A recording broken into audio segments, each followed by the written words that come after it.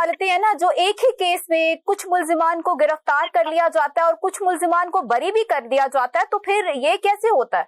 देखिए, जिसको बरी कर रहे हैं वो आप भी समझते हैं, मैं भी समझता हूँ, वो उन्हीं ने प्लांट किया हुआ है जो उसको बरी करती हैं। बाकी ये है कि उनको तो कोई रियायत नहीं मिल रही है, जो अलम जमहूरियत लेकर इमरान खान के साथ खड़े हुए हैं और जो डटे हुए हैं, और जो भी वहाँ माफीनामा लिख देता है या जो भी इनके जो है ख्वाहिश के मुताबिक जो वहाँ प्लांट किया जाता है, कॉम्प्रोमाइज होता है, उसको बरी कर देते हैं। तो ये आप छोड़ दें कि ये इंसाफ हो रहा है कि वही अदालतें बरी कर रही हैं, वही अदालत। लेकिन इस बात का यकीनी बात है कि उसी शहादत पर आप एक को बरी करते हैं, एक को सजा कर रहे हैं, तो इसका मतलब है दोहरा मयार तो आपने खुद ही तस्लीम कर लिया। अब इन केसेस में जो 9 मई के केसेस हैं, इनमें यानी इससे ज्यादा मजा का केस क्या हो सकता है कि 2 पुलिस वाले यानी एक ASI और एक हेड कांस्टेबल जो है वो सफेद पारचात में साबका वजीर आजम जिसकी सिक्योरिटी लगी हुई है, उसकी ड्राइंग रूम में घुस जाते हैं और मेज के नीचे छुप कर वो जो है साजिश सुनते हैं, और उसी की शहादत 2 शहादत की बुनियाद पर 263 साल सजा जो है कर दी गई है। अपना डॉक्टर यास्मीन को और बाकियों को 50-50 साल सजा कर दी गई है। लीडर ऑफ द ऑपोजिशन जो उमर अयूब था जो हमारा कौमी असेंबली में, और leader of the opposition Shibli Faraz जो सेनेट में था, उसको डिस्क्वालीफाई भी कर दिया, 50-50 सजा कर दी। और बचर साहब जो पंजाब असेंबली के लीडर ऑफ द ऑपोजिशन थे, उसको भी डिस्क्वालीफाई करके और 50-50 साल सजा कर दी गई। अरे दुनिया में किसी अदालत में आप लेके चले जाएं, ये तो फैसला लिखा हुआ इनको मिलता है। ये बेचारे जो यतीम बैठे होते हैं या मुंसिफ के ओहदे पर बैठे होते हैं, इनके अख्तियार में तो कुछ भी नहीं है।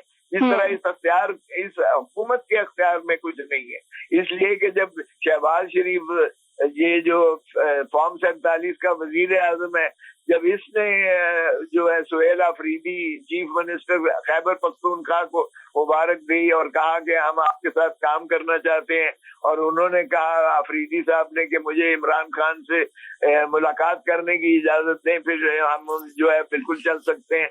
तो वजीर आजम साहब फरमाते हैं मैं पूछ के बताऊंगा। अरे बाबा, जब ये बेबसी हो आपकी, आप चीफ एग्जीक्यूटिव हो पाकिस्तान के, आपके ध्यान में इतना नहीं है कि आप जेल में मुलाकात करवा सके, और आपको पूछना पड़ता है किसी से। तो जब आप पूछ कर बताएंगे तो फिर मुझे बताइएगा कि ये कैसी हुकूमत है। ये तो हाइब्रिड भी नहीं है, ये तो सिविल मार्शल लॉ है सीधा सीधा, और ये कठपुतली गुमाश्ते बन के ये जो है उन्हीं का जो जबान बोल के उनकी खिदमत कर रहे हैं। तो ये पाकिस्तान की, माफ कीजिएगा, खिदमत नहीं कर रहे, और ना ही ये पाकिस्तान को जो है महफूज बना रहे हैं या पाकिस्तान को मजबूत बना रहे हैं। इमरान खान ने तो साफ कहा है कि उसने कहा है मैं इंतकाम नहीं का कायल हूँ, मैं इस्तेहकाम पाकिस्तान चाहता हूँ। और उसने कहा कि मैं रियासत मदीना की जब बात करता हूँ तो हजूर सल्लल्लाहु अलैहि वसल्लम, हमारी आल औलाद भी उन पे कुर्बान हो। उन्होंने जब फतेह मौका के जब हुआ था तो उस मौके पर उन्होंने अपने बदतरीन दुश्मनों को माफ कर दिया था। तो ये वो नेल्सन मंडेला वाली चाहते हैं कि क्योंकि नेल्सन मंडेला ने मूसा को 27 साल जेल में रहने के बावजूद उसको वाइस प्रेसिडेंट दिया था ताकि अफ्रीका को मजबूत किया जा सके। तो मेरे ख्याल में बहुत हो लिया। अब हमें जो है ये ट्रूथ एंड रिकंसिलिएशन पे जाना चाहिए। हमें जो है ये मिल बैठकर पाकिस्तान का सोचना चाहिए। पाकिस्तान इस वक्त बीच को ले आ रहा है, हमें पाकिस्तान को बचाने की जरूरत है। पाकिस्तान को बचाकर फिर इस्तेहकाम की तरफ ले जाना है, तो सियासी इस्तेहकाम लाना पड़ेगा। जब तक ये नफरतों की हम सियासत को खैर बात नहीं कहेंगे।